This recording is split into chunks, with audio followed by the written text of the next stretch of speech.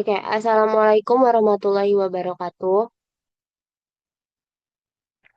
Jadi kami dari kelompok 2 ingin mempresentasikan hasil diskusi kami mengenai fase diam HPLC dan juga SFC.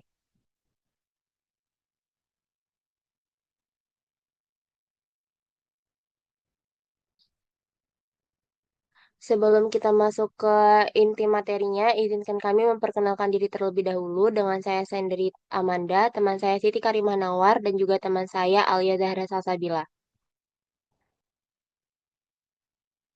Kemudian di sini ada outline dari pembahasan yang akan kami jelaskan yang nantinya akan dijelaskan terlebih dahulu oleh Siti Karimah Nawar. Baik, saya akan menjelaskan fase diam HPLC.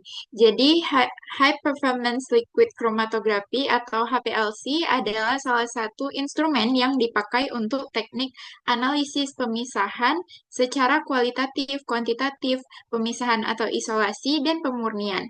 Fase diam dalam HPLC ini adalah fase tetap di dalam kolom berupa partikel dengan pori yang kecil dan memiliki area surface yang tinggi. Selanjutnya adalah sejarah HPLC. Jadi, kromatografi ini pertama kali ditemukan oleh Theswet pada tahun 1903, di mana beliau berhasil melakukan pemisahan pigmen dari daun dengan menggunakan kolom berisi kapur atau CaSO4. Beliau juga menciptakan istilah kromatografi untuk menggambarkan daerah berwarna yang bergerak menuju bawah kolom. Selanjutnya adalah prinsip kerja dalam HPLC. Jadi, prinsip kerja dari HPLC itu dengan memisahkan analit berdasarkan polaritasnya, di mana setiap komponen senyawa yang muncul dideteksi oleh detektor dan dicatat dalam bentuk kromatogram. Jumlah puncak menyatakan jumlah komponen dan luas puncak menyatakan konsentrasi komponen dalam senyawa. Semakin kuat suatu senyawa berinteraksi dengan fase diam, maka akan semakin lama waktu retensinya sehingga akan terelusi lebih lambat. Selanjutnya akan dijelaskan oleh teman saya. Selanjutnya, saya akan menjelaskan tentang jenis-jenis fase diam dalam HPLC. Yang pertama itu ada silika atau silika gel yang bersifat polar, yang akan bersifat sebagai fase diam klasik dan banyak digunakan dalam fase normal. Yang kedua itu ada silika termodifikasi atau bonded phase, yang misalnya itu C18, C8, C4, Cn, dan NH2, yang bersifat nonpolar hingga semipolar. Yang ketiga itu ada ion exchange resin untuk ion exchange chromatografi. Yang keempat itu ada polymeric stationary phase yang stabil pada rentang pH ekstrim. Yang kelima itu ada size exclusion chromatography media yang merupakan fase diam yang memiliki pori-pori yang mengayak molekul berdasarkan ukurannya. Selanjutnya,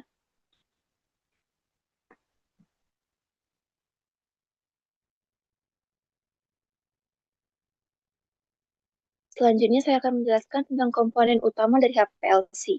Yang pertama itu ada reservoir fase gerak yang akan menyediakan pelarut atau campuran pelarut sebagai fase gerak yang bisa terdiri dari satu atau lebih botol pelarut. Yang kedua itu ada pompa yang akan berfungsi untuk mengalirkan fase gerak dari reservoir ke sistem kromatografi dengan tekanan tinggi. Yang ketiga itu ada sistem injeksi yang akan memasukkan sampel ke dalam aliran fase gerak. Bisa dilakukan secara manual ataupun otomatis.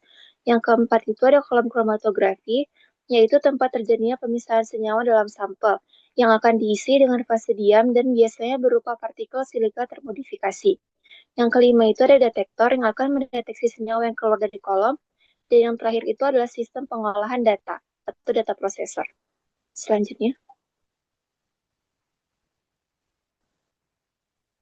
Selanjutnya saya akan menjelaskan cara penggunaan HPLC. Yang pertama itu dipilih dulu terlebih dahulu kolom berdasarkan jenis analisnya. Untuk reservoir itu menggunakan fase diam nonpolar biasanya C18 dan cocok untuk senyawa polar. Terus untuk normal phase itu dia untuk fase diam polar seperti silika untuk senyawa nonpolar. Selanjutnya itu ada ion exchange yang menggunakan resin bermuatan untuk analisis ionik dan juga ada size exclusion yang memisahkan berdasarkan ukuran molekul. Selanjutnya dipastikan terlebih dahulu kolom baru dikondisikan sebelum penggunaan pertama dan dibilas dengan pelarut fase gerak yang sesuai selama 30-60 menit untuk mencapai stabilitasnya dan dijaga tekanan kolom dalam batas aman untuk mencegah kerusakan. Selanjutnya diatur suhu kolom jika diperlukan dan dipilih laju alirnya, misalnya itu 1 mili per menit sesuai jenis kolom dan fase geraknya. Dipastikan fase gerak telah terdegasing untuk mencegah gelembung udara dan diinjeksikan sampel yang sudah difiltrasi untuk mencegah penyumbatan. Digunakan volume injeksinya yang sesuai, biasanya itu 5-20 mikroliter. Selanjutnya, saat fase gerak melewati kolom, komponen dalam fase akan berinteraksi dengan fase diam, dan waktu retensinya itu bergantung pada kekuatan interaksi seperti hidrofobik, elektrostatik, dan juga hidrogen. Yang kedua, polaritas fase diam dan analit, dan yang ketiga itu komposisi fase gerak. Ketika sudah selesai digunakan, dibilas kembali kolom dengan fase gerak atau pelarut kuat untuk menghilangkan residu, dan disimpan kolom dalam kondisi yang tepat, biasanya dengan pelarut penyimpanan, misalnya metanol untuk kolom C18. Dan di sini kami tampilkan gambar dari kromatogram HPLC dan juga fase diamnya. Kemudian ada fungsi HPLC. Yang pertama itu dia memisahkan berbagai komponen dalam campuran. Yang kedua, mengidentifikasi setiap komponen berdasarkan waktu retensi atau waktu yang dibutuhkan setiap komponen untuk melewati kolom.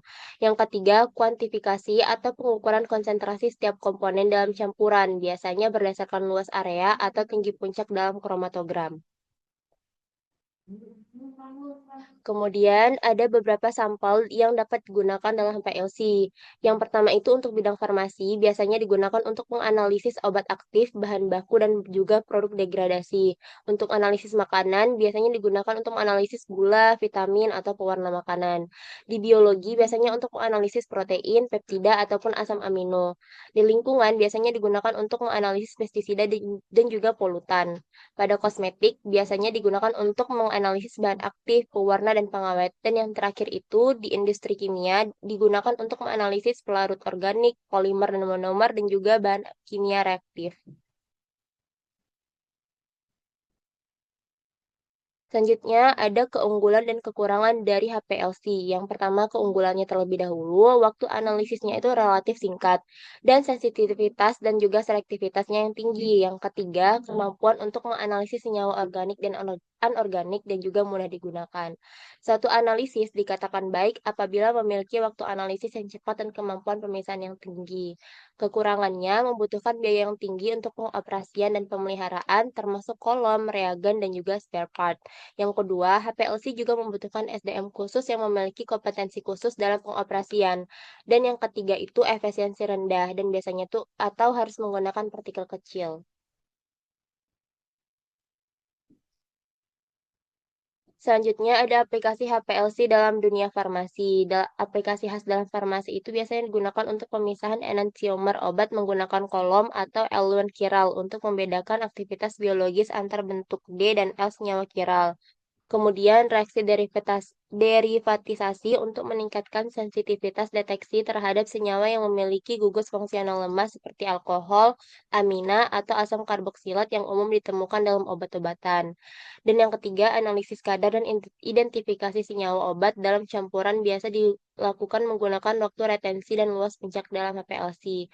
Contohnya itu menilai kadar tetrasiklin dalam kapsul dan suspensi untuk memastikan tidak ada impuritas berbahaya dengan fase diamnya kolom C18 karena tetrasikl bersifat amfoter.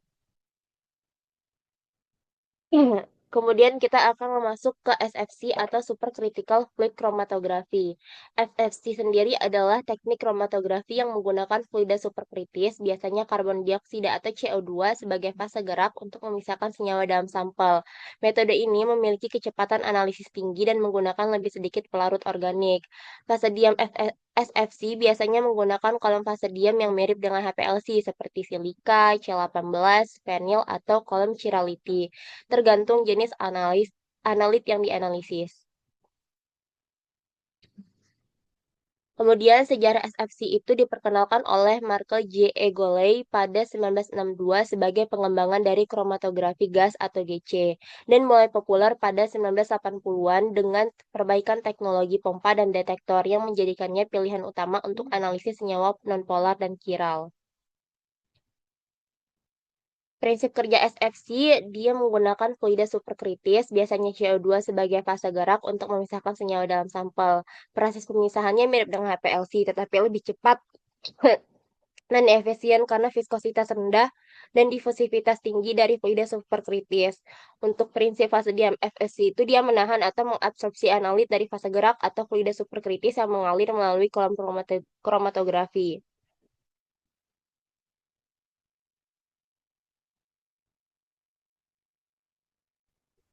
Baik, selanjutnya saya akan menjelaskan komponen utama dari SFC. Berikut adalah gambarnya. Baik, komponen utama dalam SFC ini yang pertama ada tabung CO2, fungsinya untuk sumber fase gerak. Kemudian ada pump yang berfungsi untuk memompa CO2 dan juga pelarut. Kemudian ada degasser, fungsinya untuk menghilangkan gas terlarut. Kemudian ada sampler yang berfungsi untuk tempat injeksi sampel. Selanjutnya ada oven. Oven berfungsi untuk menjaga suhu kolom. Selanjutnya ada UV detector yang berfungsi untuk mendeteksi senyawa. Kemudian ada BPR yang berfungsi untuk menjaga tekanan sistem. Kemudian ada mass spectrometer atau MS yang digunakan untuk analisis senyawa. Dan yang terakhir ada isokratik pump yang berfungsi untuk mengalirkan pelarut tetap. Jenis-jenis fase diam dalam SFC. Yang pertama ada bare silica atau SiO2.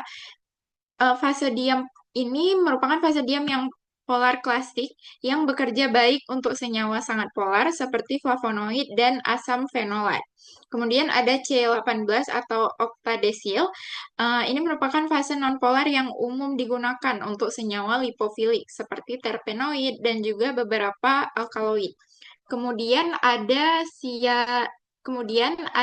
cyano atau CN yang berfungsi untuk dia ini memiliki sifat polar sedang dan cocok untuk senyawa fenolik atau aromatik, termasuk flavonoid glikosida. Kemudian ada amino atau NH2. Ini digunakan untuk pemisahan gula dan senyawa basa lemas seperti glikosida atau alkaloid tertentu. Kemudian ada PVP atau pentafluoropenil. Ini memberikan interaksi P dan P yang kuat, ideal untuk senyawa aromatik dan flavonoid. Kemudian ada diol, dia ini mampu membentuk ikatan hidrogen, cocok untuk senyawa polar seperti saponin atau polisakarida.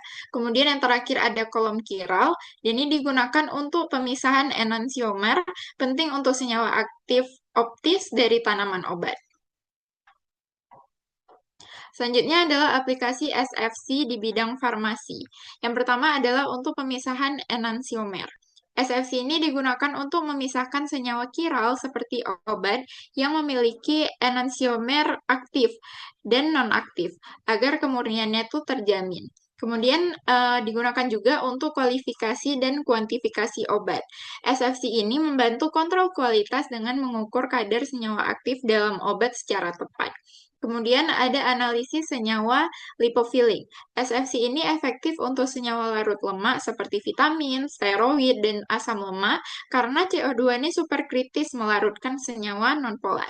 Dan yang terakhir digunakan untuk pemisahan biomolekul. SFC ini dipakai untuk memisahkan peptida, protein, dan oligonukleotida dalam riset obat biologis.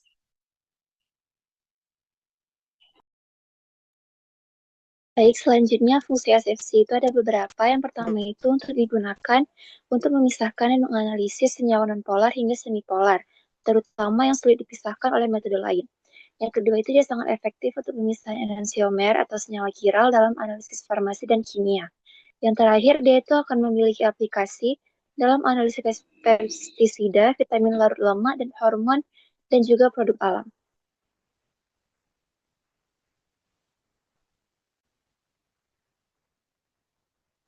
Selanjutnya, cara kerja SFC itu yang pertama, sampel diinjeksi ke dalam kolom berisi fase diam yang biasanya partikel silika atau material lain dengan sifat adsorben tertentu. Selanjutnya, senyawa dalam sampel akan berinteraksi berbeda dengan fase diam dan fase gerak, yang akan menyebabkan pemisahan berdasarkan perbedaan afinitas dan distribusi. Kemudian, senyawa dengan interaksi yang lebih kuat terhadap fase diam akan tertahan lebih lama, sedangkan yang kurang tertahan lebih cepat keluar dalam kolom. Selanjutnya, setelah pemisahan, senyawa akan terdeteksi oleh detektor seperti UV atau MS untuk dianalisis waktu retensi dan kuantitasnya. Selanjutnya,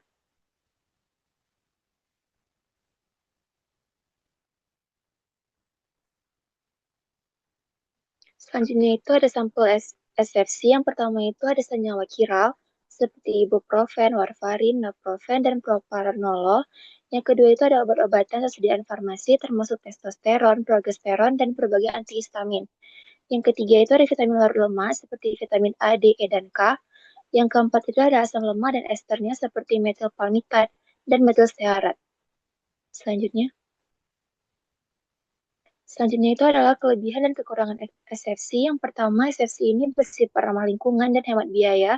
Autoanalisisnya cepat dan efisiensinya tinggi. Kemudian dia ini sangat cocok untuk pemisahan senyawa kiral dan juga cocok untuk senyawa termolabil. Kemudian, tapi SFC ini dia tidak cocok untuk senyawa sangat polar.